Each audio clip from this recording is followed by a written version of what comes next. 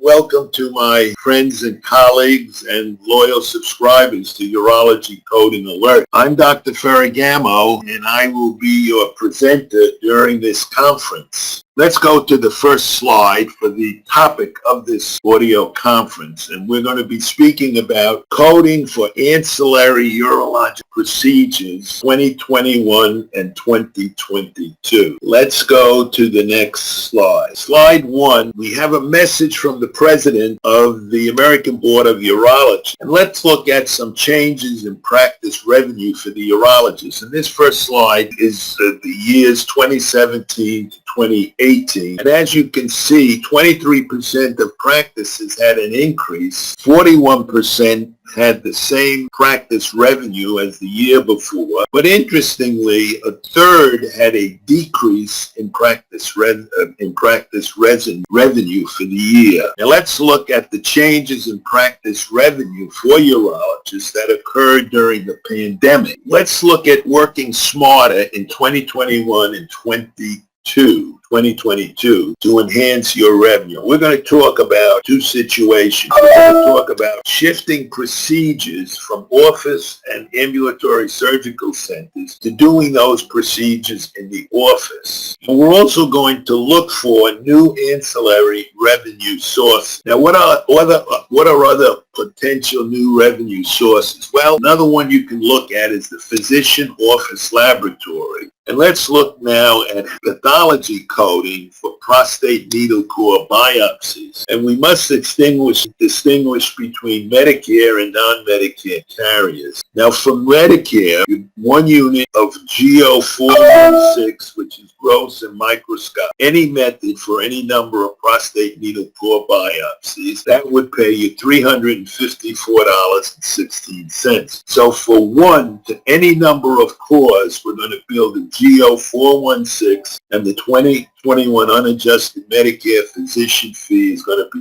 $354.16. Now we may also use the TC and 26 modifiers for the appropriate billing. Now it's interesting that now many private carriers are going to the Medicare way of billing for pathology coding for prostate needle core biopsy. Non-Medicare carriers going to use the 1 unit 88305 gross and microscopic any method for each prostate needle core biopsy, and they're going to pay you $71.53 for one biopsy core. So for 12 cores, you're going to build a $71.53 times 12. You may also be billing for the TC and the 26 modifiers as appropriate. Now on this slide, we're going to look at the 2021-2022 potential ancillary procedures which may be performed in an office. And we're going to speak about office procedures. We're going to discuss each one of those in some detail. Now let's look at some changes in coding criteria, and let's look at Blue Shield of California. Now Blue Shield of California reversed their criteria status of PTNS from investigational to medically necessary for the non-neurogenic bladder, N31.2, or the overactive bladder, N32.81. Now, you must document that there were failed behavioral therapies that may have been provided for 8 to 12 weeks, and you may also find it necessary to document failed pharmacological therapy, such as with anticholinergics, with 1 or 2 drugs for 4 to 8 weeks. These 2 failures should be mentioned in your documentation before you proceed with the PTNS. Now, we know that maintenance therapy, we saw that maintenance therapy monthly is permitted if the initial therapy resulted in improvement. But this procedure still remains investigational for neurogenic bladder dysfunction and fecal incontinence. Now, what about the physician office profitability? Well, we saw that non-facility office procedure, you were paid $4,496.32. Now, the delivery device or are priced at about $850, and in the above case you're going to use 4, so that's going to come out $3,400.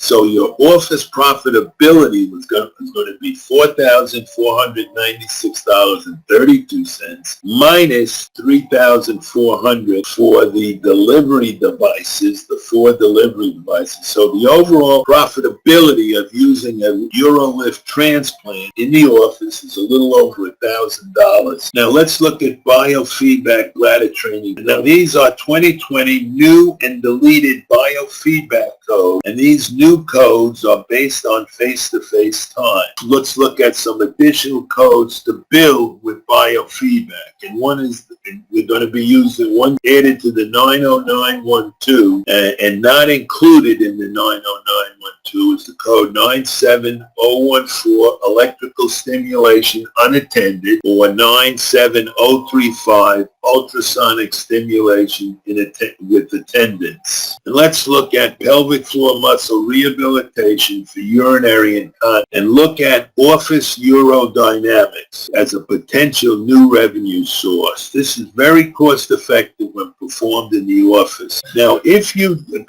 for a complete urodynamics in 2021, 2022, you're going to do 6 studies, which will include 4 CPT codes. Now, the most frequent ancillary office services are mentioned on this slide, and we can see that the ultrasound PVR is most frequently performed with the truss and the pelvic sonogram limited and the renal sonogram limited in much lower numbers. Now, I think that ends this presentation.